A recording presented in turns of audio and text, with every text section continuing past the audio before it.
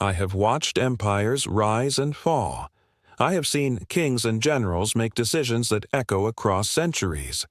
Rarely have I witnessed a peace so fragile, so meticulously crafted, that it would sow the seeds of its own destruction. The Treaty of Versailles, signed in 1919, was meant to end the bloodshed of the Great War. Yet it did not bring peace. It planted resentment. It humiliated a nation. It demanded reparations and obedience from Germany, but it did not consider the consequences of pride and despair. Germany, once proud, industrially strong, and strategically capable, was stripped of territory, forced to disarm and burdened with crippling debt. Cities were emptied, families impoverished, and citizens faced the daily struggle to survive. Money became meaningless. Savings vanished overnight.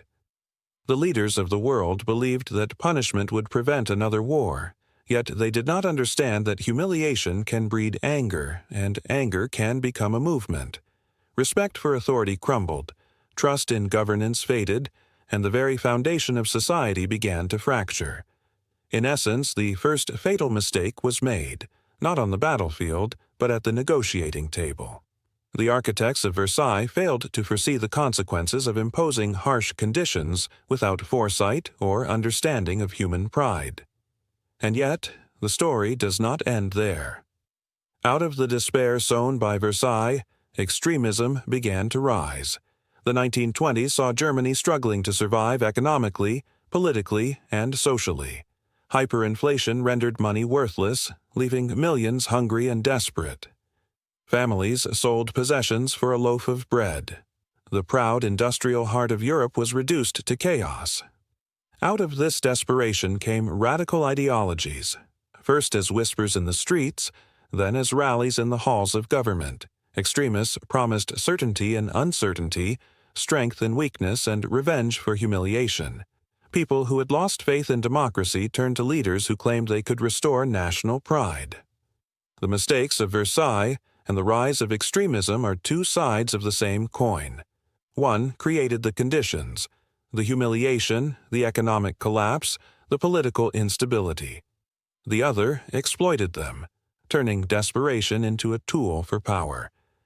Weak governments, unable to stabilize their societies, gave rise to charismatic figures who demanded loyalty and obedience. The seeds planted by Versailles grew into the storm that would eventually engulf the world in a second Great War. From the ashes of Versailles, Germany was no longer merely a defeated nation. It became a nation seeking revenge, certainty, and restoration. Extremism did not emerge because people were inherently violent. It emerged because the world had failed them.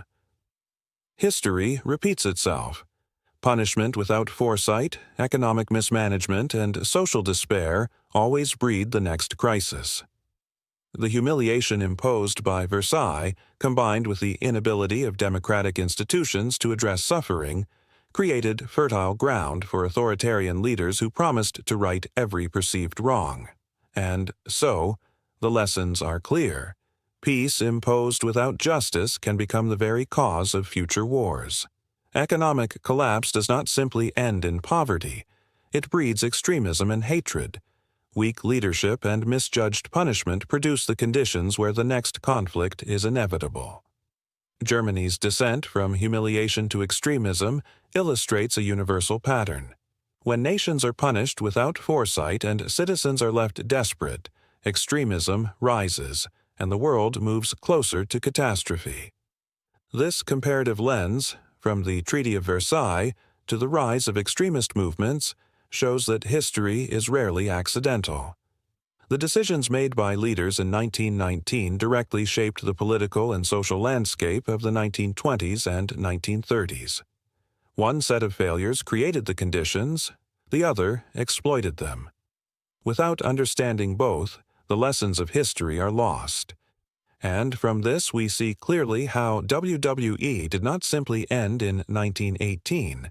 It continued to shape the world, guiding it inexorably toward the Second World War.